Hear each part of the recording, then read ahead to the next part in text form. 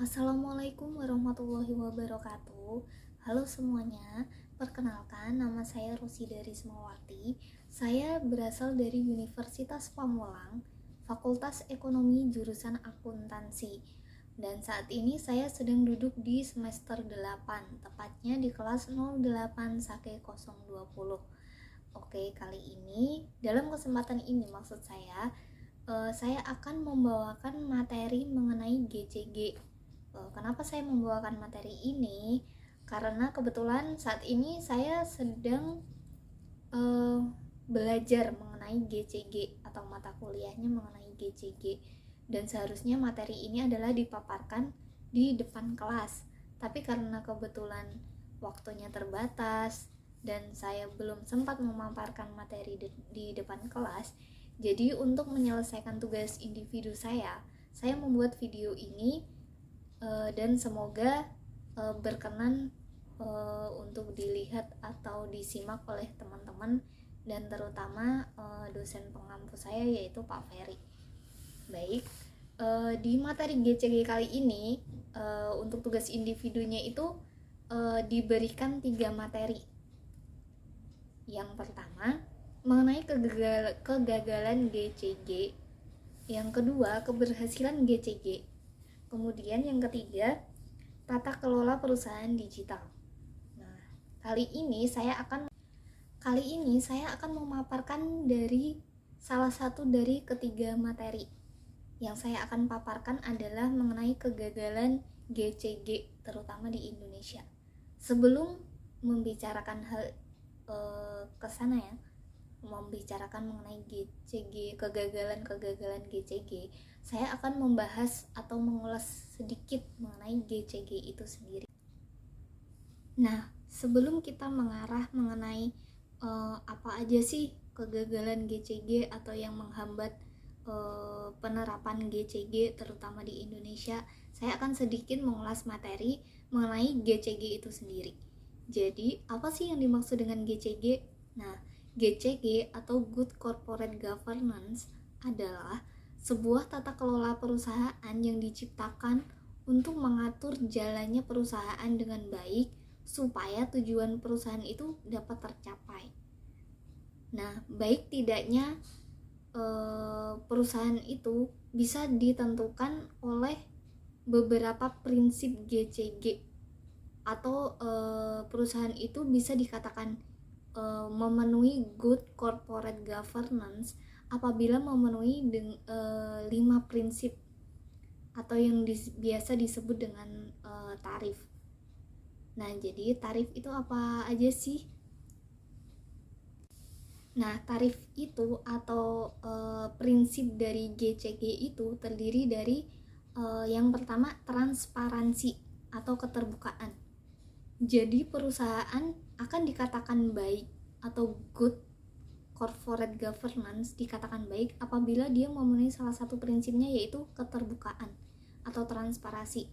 Dia akan terbuka dengan semua pihak, tidak ada yang ditutup-tutupi, tidak ada yang disembunyikan, baik itu dari segi laporan keuangannya, dari kinerja perusahaannya, pokoknya semua itu harus terbuka dan transparan kepada publik dan terutama kepada pemangku kepentingan, bahwa perusahaan itu benar-benar berjalan dengan baik supaya masyarakat bisa menilai, oh ini tuh perusahaan ini benar-benar berjalan dengan baik loh, nggak ada yang melanggar aturan atau apa. Apabila perusahaan itu melanggar aturan, pasti nanti juga akan langsung ketahuan karena mereka menerapkan keterbukaan atau transparansi, dan harusnya mereka juga tidak anti kritik apabila dia melakukan beberapa kesalahan atau kekurangan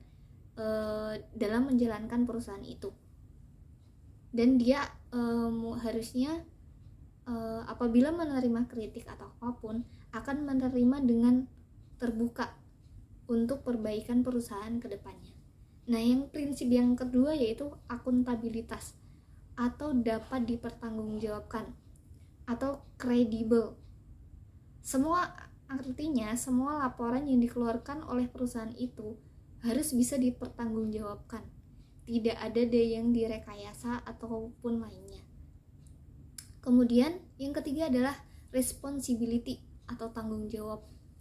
Nah, perusahaan itu akan bertanggung jawab mengenai semua hal yang dijalankan.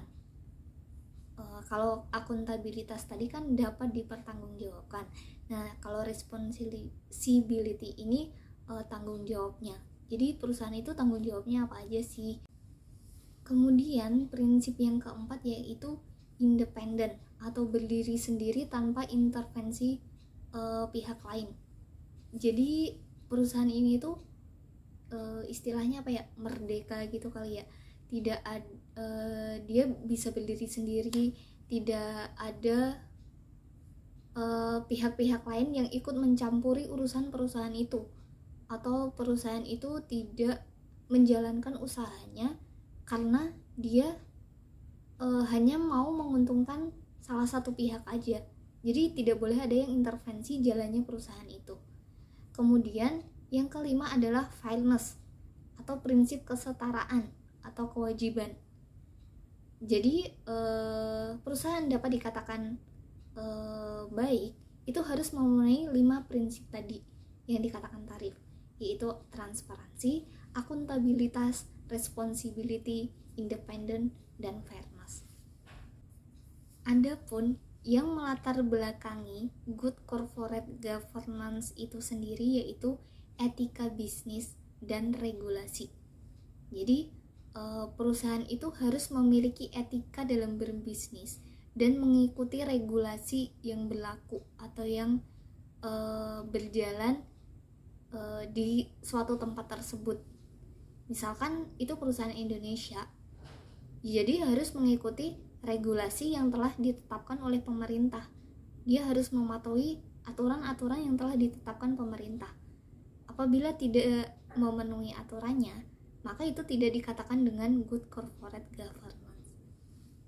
Kemudian ada pertanyaan, GCG penting bagi perusahaan yang go public.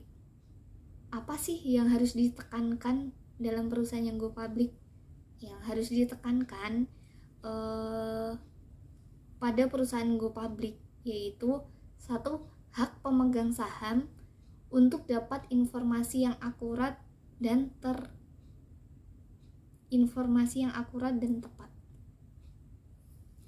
Kemudian yang kedua, kewajiban perusahaan untuk mengungkapkan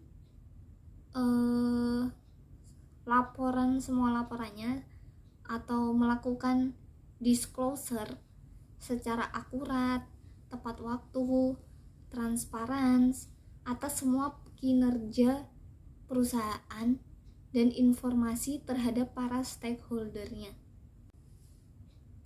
Kemudian GCG bisa dikatakan gagal apabila dia menemui beberapa masalah, seperti contohnya komisaris independen,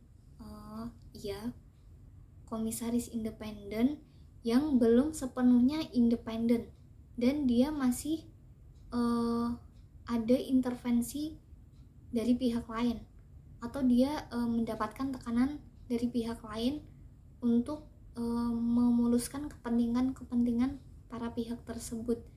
Jadi itu bisa dikatakan sebagai salah satu masalah GCG karena komisaris independennya tidak independen, alias dia masih dapat diintervensi oleh kepentingan yang lain. Kemudian yang kedua, perlindungan pemegang saham minoritas yang masih rendah.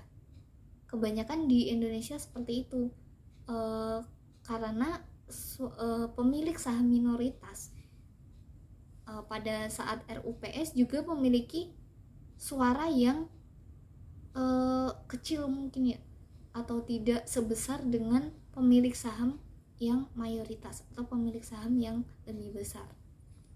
Kemudian yang ketiga, komite audit yang belum efektif dalam melaksanakan fungsinya.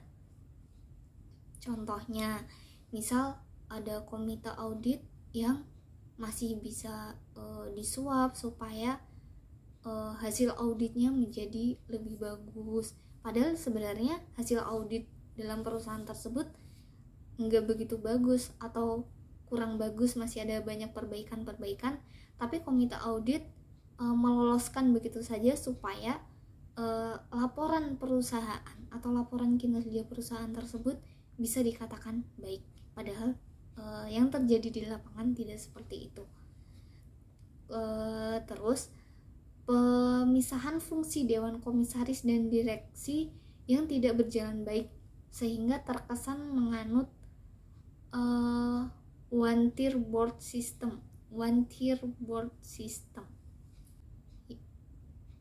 Jadi fungsinya misal kayak direksi bisa langsung memberi laporan kepada RUPS, padahal harusnya melalui komisaris terlebih dahulu gitu. Jadi seolah-olah kayak komisarisnya itu dilangkai oleh direksi, jadi kayak tidak berfungsi komisarisnya, seperti itu. Dan kemudian perlindungan terhadap kreditur yang lemah, itu adalah salah satu masalah yang bisa menyebabkan GCG itu gagal atau tidak berjalan dengan baik. Dan kemudian yang terakhir mengenai masalah-masalah yang timbul atau yang menyebabkan kegagalan penerapan good corporate governance, yaitu rendahnya transparansi, termasuk juga kendalanya termasuk juga keandalan laporan keuangan. Jadi laporan keuangan pada perusahaan tersebut masih bisa dimanipulatif, angkanya masih bisa dirubah-rubah, padahal semisal perusahaan itu mengalami kerugian, tapi angkanya dirubah-rubah supaya terkesan laporan keuangannya itu bagus dan perusahaan itu untung, padahal tidak seperti itu. Nah, mereka melakukan seperti itu supaya menarik mungkin investor dan lain sebagainya, padahal seperti itu tidak dapat dikatakan sebagai good corporate governance. Baik teman-teman, demikian sedikit pemaparan dari saya. Apabila banyak kurang dan lebihnya, saya mohon maaf. Semoga apa yang saya paparkan ini dapat memberi manfaat atau gambaran kepada kalian semua. Dan apabila ada kritik, saran, ataupun masukan-masukan yang lain, boleh diinfokan ke saya seperti itu. Demikian, wassalamualaikum warahmatullahi wabarakatuh.